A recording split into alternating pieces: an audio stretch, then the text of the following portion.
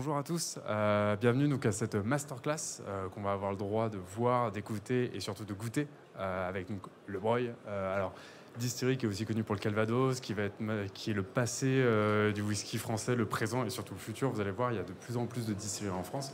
On est à plus d'une centaine pour information quand même, hein. Ça commence à vraiment avoir une belle émulsion. Et donc là, en l'occurrence, on va pouvoir donc, vous présenter le Breuil. Donc je laisse la parole à la distillerie. Bonjour à toutes et à tous. C'est un grand plaisir. Donc, je m'appelle Frédéric Dussart. J'ai le grand privilège de diriger cette distillerie depuis maintenant un peu plus de 2 ans. Et donc, on est très heureux de vous accueillir. La masterclass, vous allez voir, c'est assez atypique sur la partie orge, parce qu'on a fait pas mal d'essais. Et aujourd'hui, c'est vraiment de partager avec vous ce qu'on fait, notre philosophie autour du développement de nos whiskies, qui a commencé en 2017, sachant qu'on distille le Calvados depuis 1954. Donc je pense qu'on a une certaine expérience aussi à savoir faire des alcools, les faire vieillir, les bonifier. Donc on va partager avec vous notre expérience, notre théorie, par rapport à ce qu'on est en train de faire au niveau de nos whiskies. Donc je vais passer la parole à Philippe, et après je vais démarrer la présentation quelques transparents, mais la rockstar, c'est pas moi, c'est lui, hein.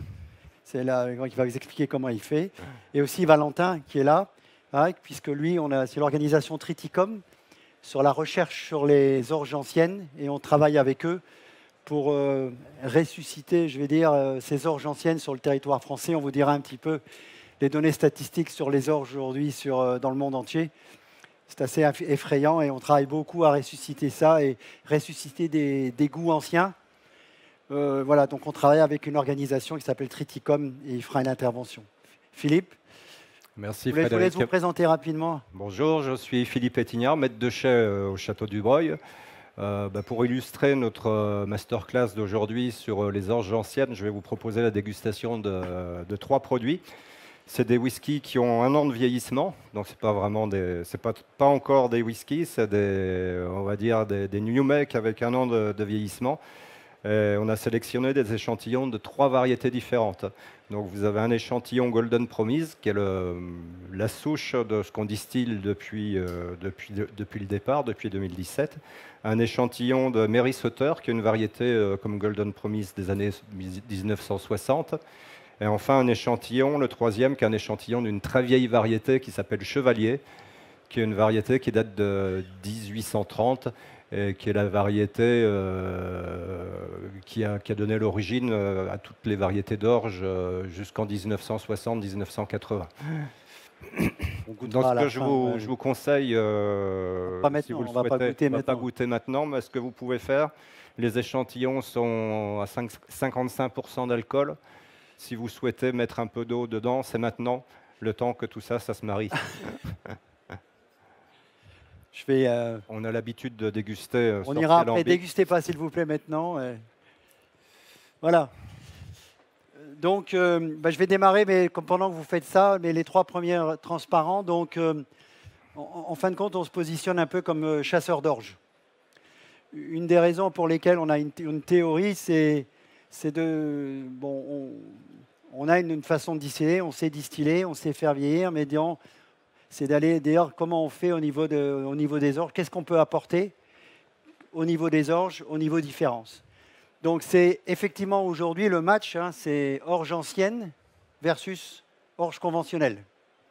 Sachant que, vous direz les chiffres, hein, 90% des surfaces cultivées dans le monde, c'est de l'orge conventionnelle, avec 8 orges. Il y a 100 ans, il y en avait 1000. C'est un fait, c'est comme ça. Et vous savez pourquoi, vous le verrez tout à l'heure dans les slides, c'est pour une course au rendement, à l'amidon, au détriment du reste. Et au coût aussi. Donc c'est une approche, on a essayé de dire, est-ce que cette approche peut faire la différence? Qu'est-ce que ça peut apporter? Donc en fin de compte, au moment du lancement, j'avais beaucoup discuté avec Philippe, je n'étais pas là, mais c'est de dire, est-ce qu'on lance un whisky comme tout le monde ou pas? Qu'est-ce qu'on peut essayer de faire? Qu'est-ce qu'on peut apporter? Donc c'est dire, les questions initiales, c'était comment les choses doivent être bien faites. Quelles sont les qualités d'un bon whisky? Que pourrait-on apporter de différent dans la fabrication de notre whisky? Donc, question assez basique, assez fondamentale, en disant qu'est-ce qu'on peut faire. Donc, il y a de plus en plus de bons whisky français, et c'est super parce que les Français, il n'y a pas de raison que les Français ne sachent pas faire des bons whisky, parce qu'on sait faire du Calvados, on sait faire du cognac et on sait faire de l'armagnac. Et on est assez fort là-dedans, donc il n'y a pas de raison. Donc je crois qu'il y a de plus en plus d'excellents whisky français, et puis on s'est dit, ben, on va être en partie prenante et qu'est-ce qu'on peut apporter un peu plus. Alors notre théorie, elle vient de là. Et ça vient de nos intuitions et de notre passé, surtout de Philippe. Donc Philippe qui est bourguignon. Voilà, historiquement. Et le whisky, donc vous voyez, par analogie au vin, on avait ça, c'est d'abord un produit agricole, avant d'être un produit transformé par distillation et vieillissement. Et donc, on est parti de cette analogie, ici Philippe, pour faire un bon vin, eh ben, il faut un bon cépage et un bon terroir. Et entre un pinot noir, un Shiraz ou un Cabernet Franc, ce n'est pas la même chose. Il n'y a pas de raison que pour les orges, ça ne soit pas la même chose. Je vous signale aussi, on verra Triticum travaille beaucoup sur le blé pour faire des pains qui ressemblent à quelque chose de plus en plus. Donc c'est la même chose. On est parti de ce constat-là, qui est un constat assez basique, si vous voulez, mais qui se vérifie.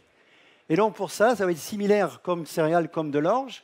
La variété d'orge adaptée à son terroir va contribuer fortement à sa différence. Vous avez des variétés d'orge que vous plantez en orge conventionnelle qui descendent à 30 cm. Vous avez des variétés d'orge non conventionnelles anciennes qui descendent à plus d'1 mètre. C'est pas difficile, hein, c'est comme les vignes, ça va chercher les nutriments, tout ça. Donc il va vous expliquer la différence. On est parti de ce constat-là. Allez-y, allez. Alors, pour faire simple, il faut concevoir le grain d'orge comme deux parties. La partie centrale qui contient essentiellement de l'amidon, 85%, et l'enveloppe qui va contenir des protéines, des lipides, des oligo-éléments, des acides organiques, autrement dit tout ce qui va donner du goût. Les variétés modernes, si vous prenez variétés modernes versus les variétés anciennes, la variété moderne, elle a des grains qui sont beaucoup plus gros. Si vous passez sur notre stand, on a fait une sorte d'herbier avec des variétés contemporaines, une variété contemporaine et beaucoup de variétés anciennes. Vous allez voir, c'est vraiment énorme la différence de taille au niveau des grains. Et donc plus on va privilégier ce rendement, plus on va faire grossir les grains, moins le pourcentage d'enveloppe sera important. C'est-à-dire plus on va avoir d'amidon, plus on va avoir d'alcool, même moins on aura des autres composés qui sont responsables du goût.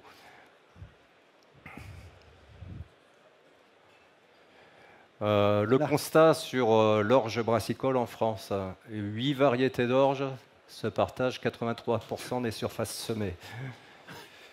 Sur les 8 variétés, il y en a 65% qui occupent, qui sont représentées par 2 variétés. En orge de printemps, c'est Planète, et puis en orge d'hiver, Étincelle. Et si on se penche sur l'orge brassicole de printemps, qui est la principale ressource pour le whisky, la variété Planète recouvre 78% des surfaces semées. Donc 3/4 de l'orge brassicole de printemps qui est semée en France, c'est une variété. Donc en termes de biodiversité, je n'ai pas besoin de pousser l'exposé plus loin.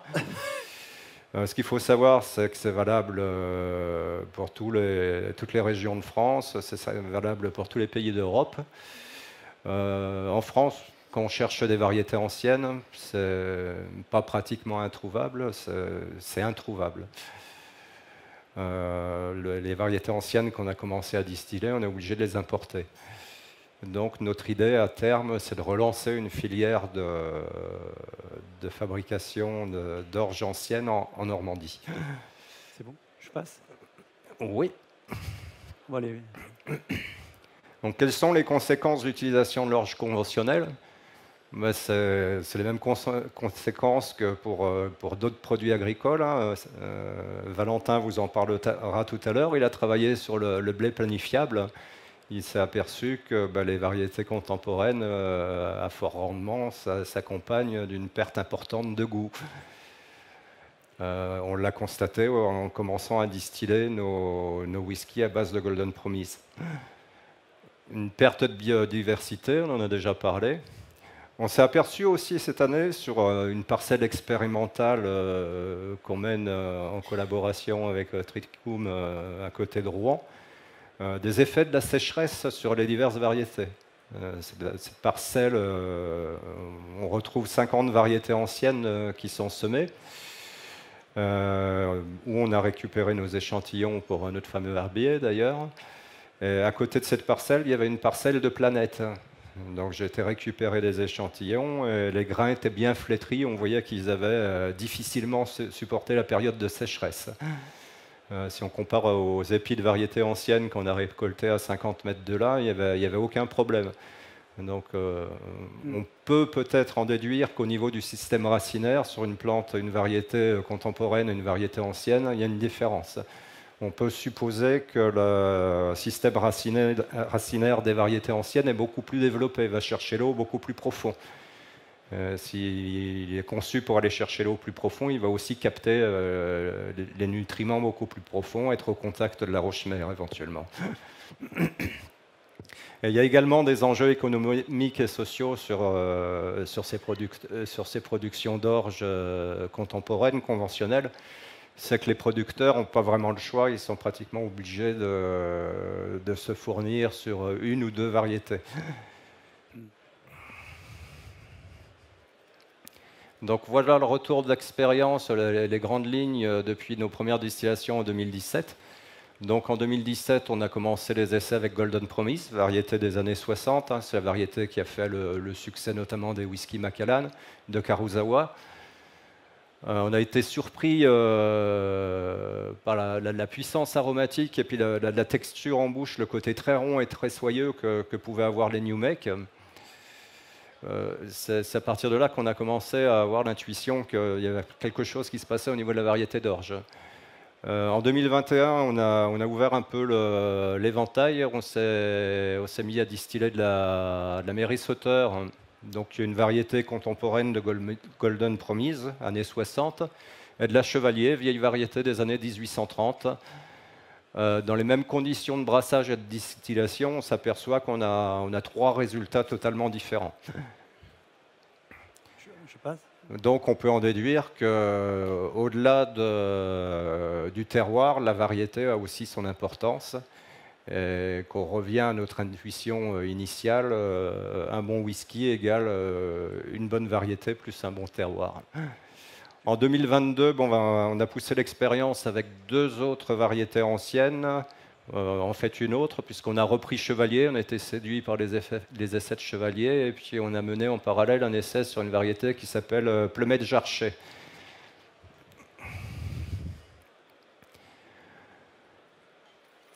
Alors, ce qui est intéressant, là, déjà, on va parler un peu de la photo. Vous avez des variétés anciennes. C'est ce que je vous disais tout à l'heure. Ça, c'est une orge qui s'appelle l'orge du Finistère. Ça, c'est un épi de Beer Barley. Ça, c'est un épi de Golden Promise. Et à côté, vous avez une variété contemporaine, un épi de Planète. Regardez la différence de taille au niveau des grains. Donc ce qu'on souhaite, nous, c'est revenir aux racines, en retravaillant ces valières anciennes, en recréant une filière orge ancienne en Normandie, pour leur intérêt organoleptique. Et puis je vais passer la parole à Valentin qui va nous parler un peu du travail de l'association Triticum. Rapidement. Bonjour à tous, merci. Oui, pour la petite anecdote, toute l'orge a été déclassée planète à côté. C'est-à-dire que toute protéine était inférieure à 8%, donc orge fourragée. Voilà. Pour les variétés paysannes, on va plutôt être à 11 ou 12% de protéines. Donc moi, je m'appelle Valentin, je suis le référent agronomique et filière dans l'association Triticum. Donc on travaille essentiellement à retrouver des variétés anciennes, à les remettre en culture. On fait de la conservation in situ, c'est-à-dire que chaque année, les plantes sont conservées dans les champs et donc ils évoluent en permanence avec les variations du milieu dans lequel ils sont implantés. Donc on fait ce travail-là et ensuite on cherche à travailler avec les artisans, car dans les adhérents, il y a des agriculteurs, des artisans, distillateurs, boulangers. Et on remet en contact ces professions pour trouver un produit d'excellence. qui mérite d'être mangé, qui nourrit ou qui procure du plaisir. Donc voilà, dans ce travail-là, toutes les références sont bousculées avec toutes les industries se sont calées sur ces gros grains d'amidon homogènes, etc. Et donc on re-questionne forcément les processus. Et c'est ce travail-là qu'on mène avec le Château du Breuil, avec d'autres boulangers sur la partie pain.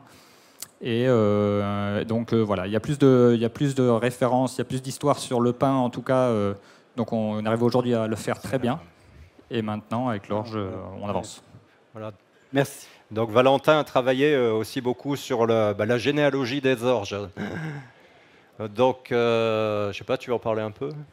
Ouais, rapidement. En fait, on a constaté qu'il y avait plusieurs pôles d'origine avec une influence très importante des variétés anglaises, dont Chevalier, et d'influence des pays de l'Est, Hongrie, Pologne, avec la variété Anna. Ce sont vraiment deux sources généalogiques très fortes qui sont quasiment retrouvées partout. Là, le schéma est simplifié, mais il faut imaginer qu'il y a aussi des liens complexes. Et donc voilà, les variétés entourées de rouge sont des variétés que nous on a retrouvées, qu'on cultive et qui sont mises en terre. Et avec les épis, ce sont les variétés qui ont été distillées par le Château du Breuil, quoi, déjà. Ok. Voilà tout ce qui est... Pardon, on revenait en arrière. Tout ce qui a un épi, c'est ce qu'on a déjà testé en distillation. Donc Plumage Archer cette année, Mary Sauter l'année dernière, Chevalier depuis 2 ans, Golden Promise depuis 2017. Variété Aurore qu'on va tester l'année prochaine, variété Aurore qui est une variété française. Valentin m'a donné l'information aujourd'hui, Aurore c'est une sélection de Kenya. Donc vous voyez, tout se recoupe et on revient toujours aux mêmes variétés mères, c'est-à-dire Chevalier et Anna pour les pôles pays de l'Est et Grande-Bretagne, qui sont les grands précurseurs de toutes les variétés d'orge cultivées en Europe. Allez-y, continuez Philippe. Ça, on l'a déjà exploré, ça aussi, c'était l'association. On va passer à la dégustation, on en a terminé avec la théorie. Donc je vous propose dans l'ordre, vous avez le verre numéro 1 qui a un Golden Promise. C'est lequel le verre numéro 1? C'est marqué dessus, non? Oui, il y a un numéro sur les... Donc c'est des distillats qui ont 1 an, hein. C'est encore un peu rugueux. Mais ce qui est intéressant, c'est pas d'essayer d'y déceler le produit fini pour le moment, c'est de saisir la différence qu'il peut y avoir d'une variété à l'autre. Le tout dans les mêmes conditions de brassage, mêmes conditions de distillation, mêmes conditions de vieillissement. Vieilli dans les mêmes chais, dans les mêmes types de fûts, à savoir des fûts Bourbon. C'est la Golden, le premier, c'est Golden Promise. C'est ce qu'on distille depuis 2017.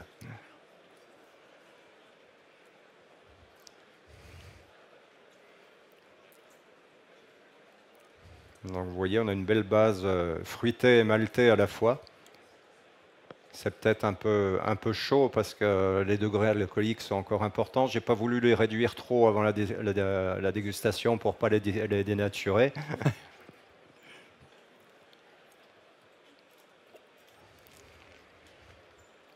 En Golden Promise, généralement, on retrouve toujours ces mêmes notes de fruits blancs. Poire, pêche. C'est à côté, c'est bon. Et une longueur en bouche, un côté maltais qui tapisse beaucoup le palais et qui subsiste très très longtemps. Très grande longueur. Hein. Donc le deuxième, c'est... Le deuxième, c'est Mary Sauter. C'est une variété qui est contemporaine de Golden Promise. Hein. C'est 2 variétés phares des années 60 qui ont eu leur heure de gloire entre 1960 et 1980. On a quelque chose qui est beaucoup plus minéral.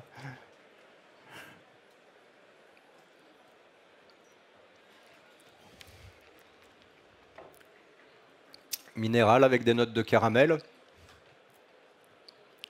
En bouche, la texture n'est pas tout à fait la même, on a quelque chose qui est un peu plus dense, un peu plus serré.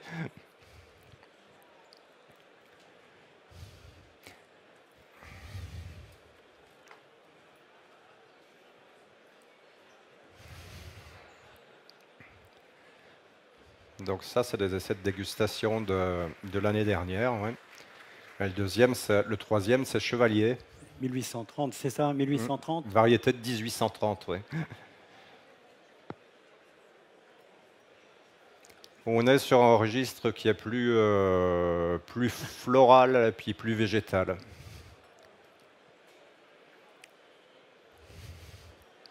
Donc je répète, hein, c'est exactement les mêmes levures, mêmes conditions de fermentation, même recette de distillation, même type de vieillissement.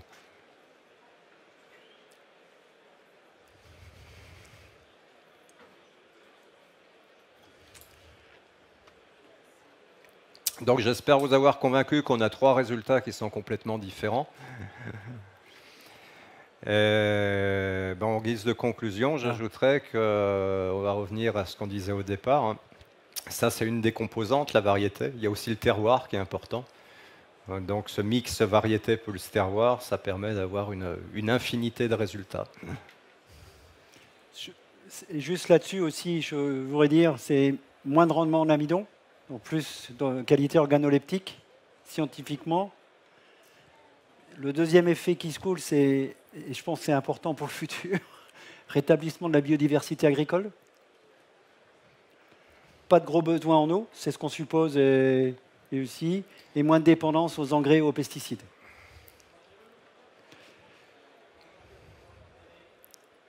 Voilà. Donc, merci, on voulait vraiment montrer, on a enlevé une théorie, et on pense qu'elle se pratique, et on voit que ce sont des whiskies qui sont différents, mais je pense qu'il y a une tendance de fond un petit peu d'aller chercher ces matières premières qui font la différence, parce que aussi tout le monde fait des excellents whiskies, on distille, on fait vieillir, mais je pense qu'il faut apporter une différence à chaque niveau. Donc voilà, écoutez, si vous avez des questions, voilà, on a essayé de faire... L'artiste, c'est lui, c'est Philippe.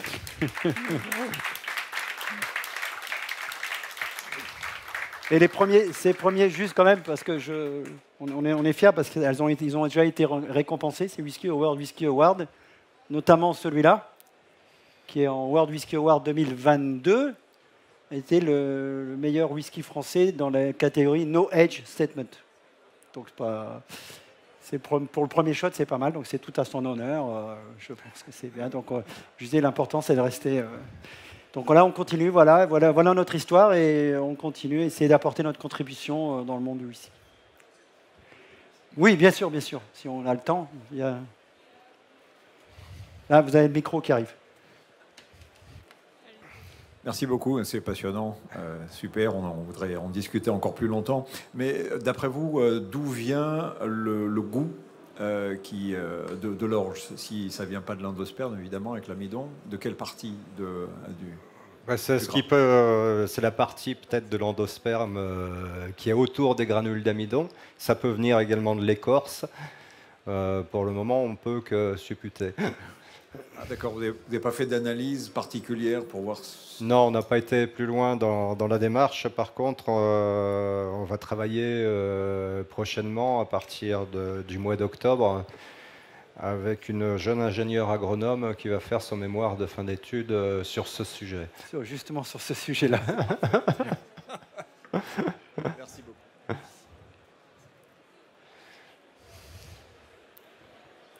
Ok, écoutez, je vous remercie beaucoup. J'espère que ça vous a intéressé. Merci.